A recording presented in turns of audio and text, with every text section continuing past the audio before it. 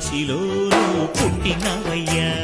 జన్మభూమికే వన్నె తెచ్చినవయ్యా